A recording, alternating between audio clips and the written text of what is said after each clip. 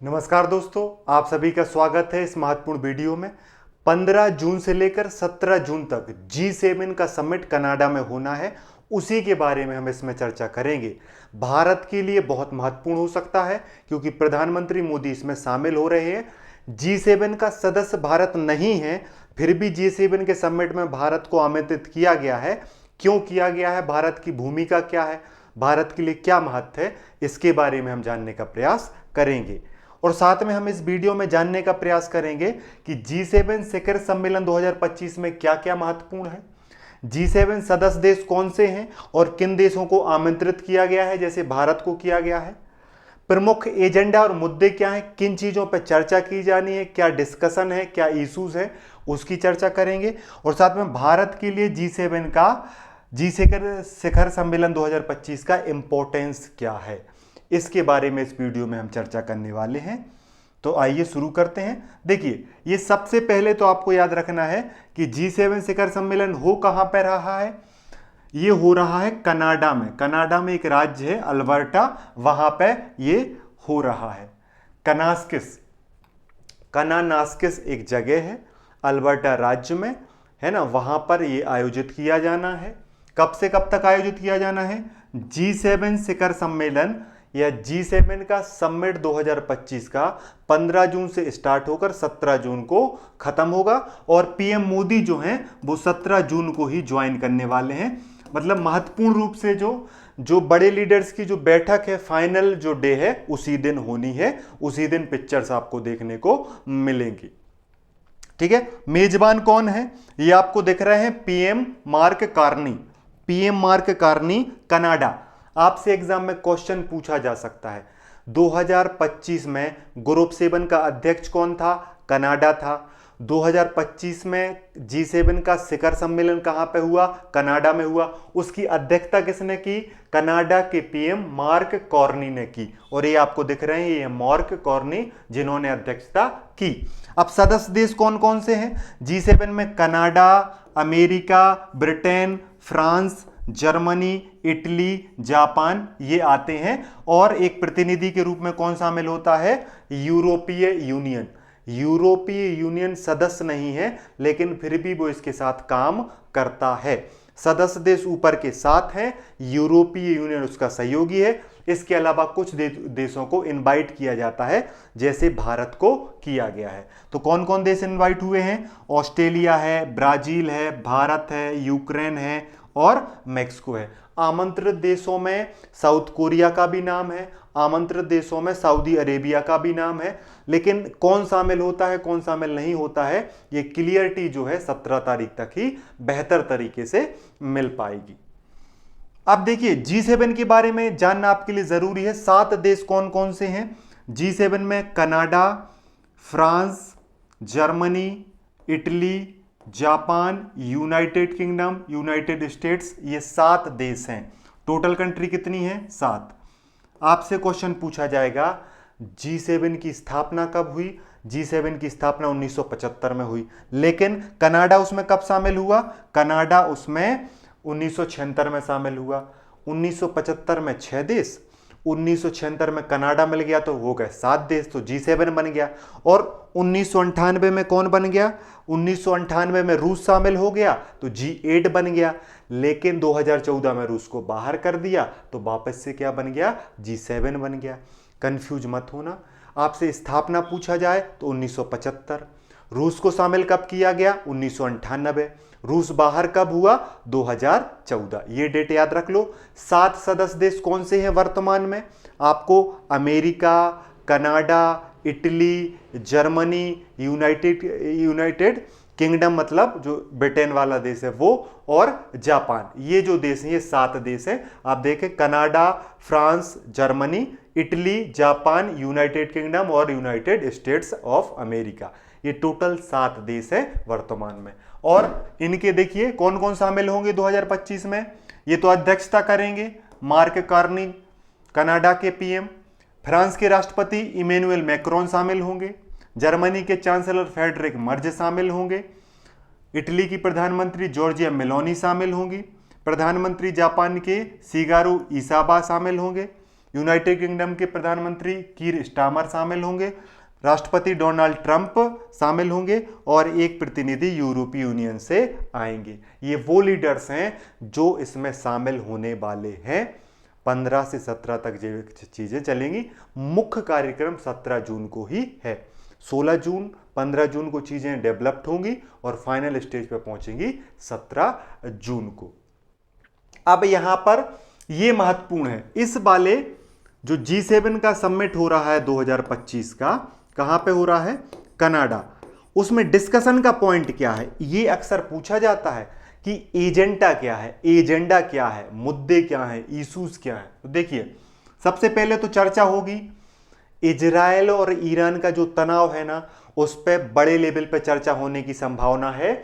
और क्योंकि इससे ग्लोबल जो बैलेंस है उसमें चेंज होने की संभावना, कौन किसको सपोर्ट करेगा, कैसे रोका जाएगा, क्या सैंक्शंस लगाए जाएंगे, क्या प्रतिबंध लगाए जाएंगे, क्या ईरान पे अटैक मिलके किया जाएगा, कैसे इजराइल को सहयोग किया जाएगा, या इजराइल और ईरान में शांति वार्ता की बात की जाएगी। इन सभी मुद्दों पर डिस्कशन होगा। ठीक है। व्यापार, ट्रंप चाचा जब से आए हैं तो अमेरिका जो नए टैरिफ लगाए हैं कनाडा है ना और सहयोगियों पर, जो टैरिफ विवाद है, देखो ट्रंप ने जब राष्ट्रपति पद की शपथ ली उसके पहले से वो कहते आ रहे हैं ट्रंप से कि आप अमेरिका में शामिल हो जाओ, अमेरिका के 51वें राज्य बन जाओ।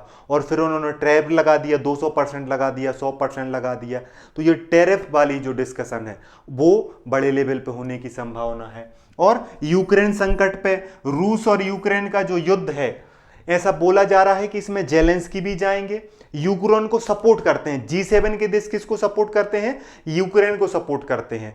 और अभी ट्रंप पुतिन से भी बात कर रहे हैं ना, 14 जून को जन्मदिन था ट्रंप का, तो पुतिन का फोन भी गया था, दोस्त हैप्पी बर्थडे।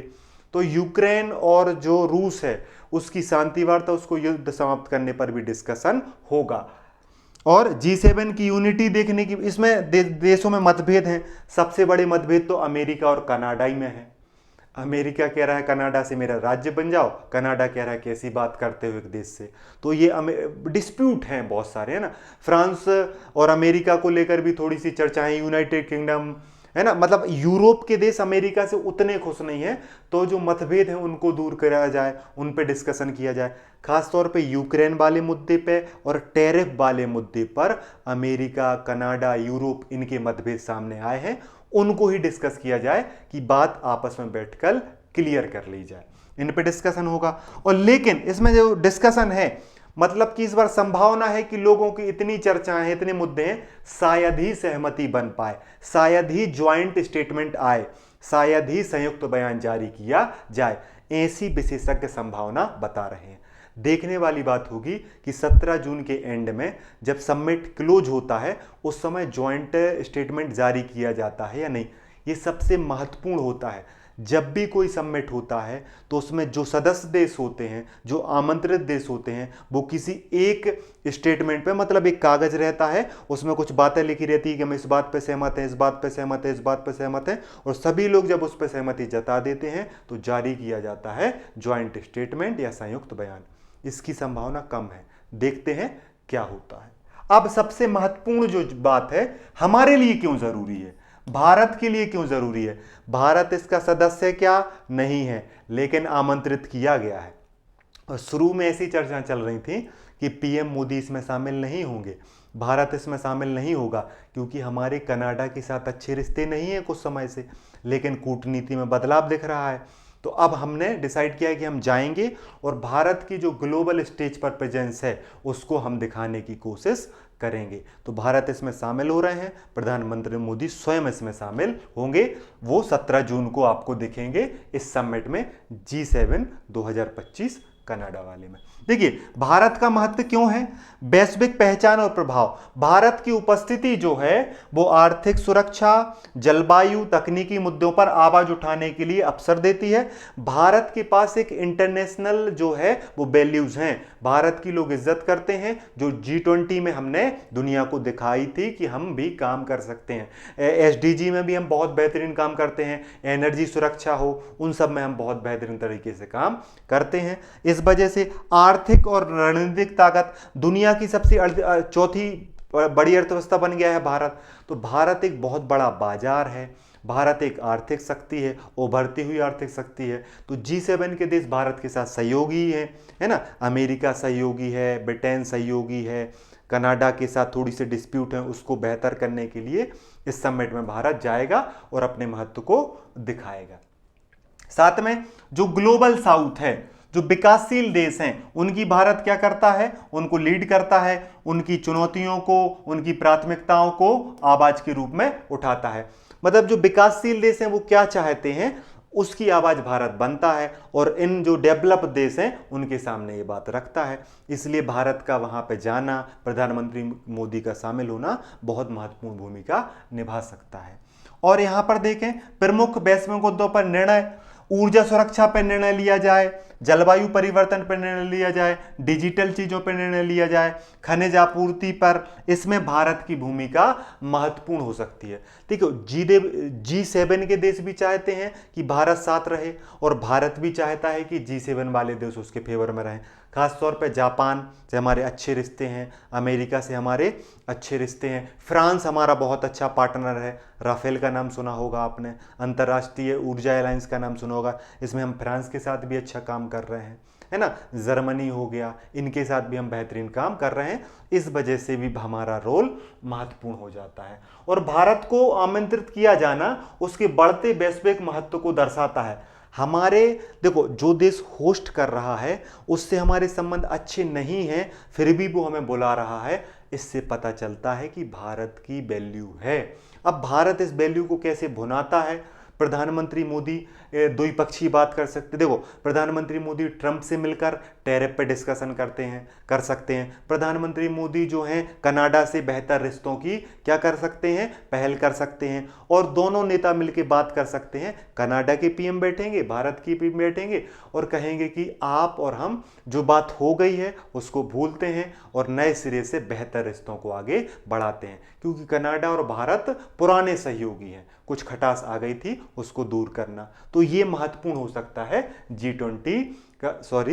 G7 2025 के समिट में, जो 15 जून को शुरू हो गया है, 17 जून को मुख्य कार्यक्रम होगा, कनाडा में हो रहा है।